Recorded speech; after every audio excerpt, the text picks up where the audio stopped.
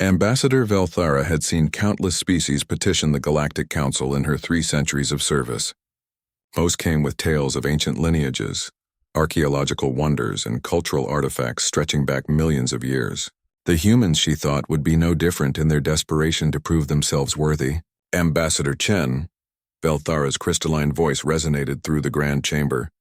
Your species has existed for what, 200,000 years? Perhaps 300 if we're generous with your evolutionary timeline? Her mandibles clicked in what passed for amusement among the Kthari.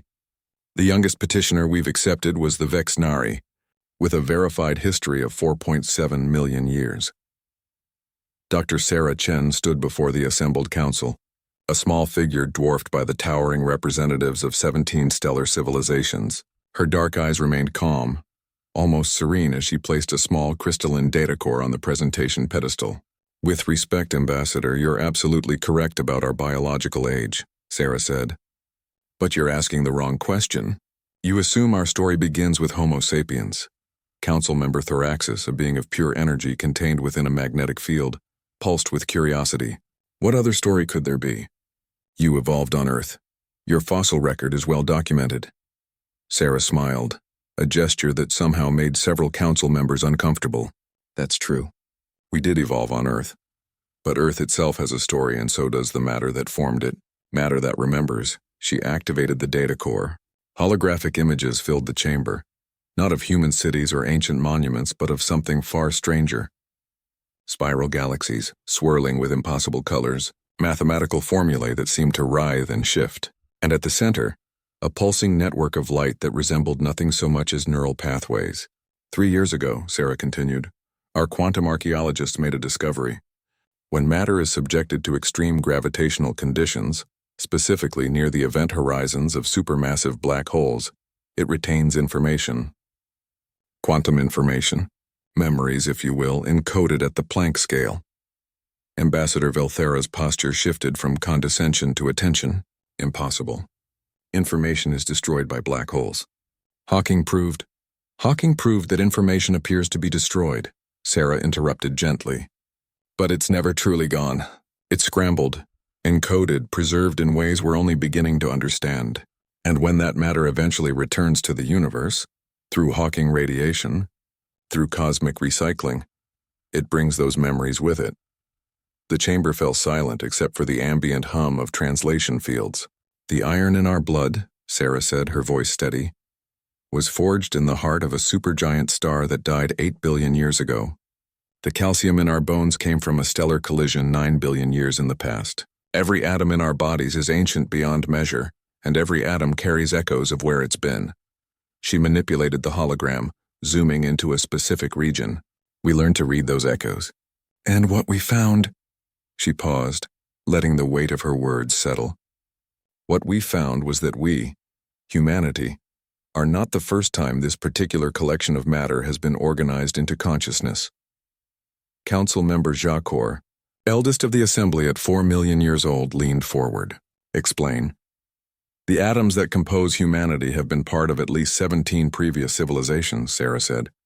Not human civilizations, we're talking about species that existed when the universe was young, hot, and very different from today. Civilizations that rose and fell in conditions we would consider impossible for life. The hologram shifted, showing impossible architectures existing in the plasma of the early universe. Beings of pure energy dancing across the surface of neutron stars. Vast networks of thought spreading through molecular clouds before planets even existed. The earliest memory we've decoded dates back 12.8 billion years, Sarah continued. A civilization that existed only 900 million years after the Big Bang, living in the brief window when the cosmic microwave background was warm enough to support their form of life. They called themselves. She spoke a sound that the translation fields couldn't process, a harmonic that made several council members physically recoil, which roughly translates to those who kindle the first fires. Ambassador Velthara's voice was barely a whisper. Your stars, the oldest stars in this galaxy, are only 13.2 billion years old. Exactly, Sarah said. The matter that makes up humanity is older than most of the stars you worship as ancient. We are walking museums of cosmic history. Every human being carries within them the quantum memories of civilizations that flourished and died, before your sons were born."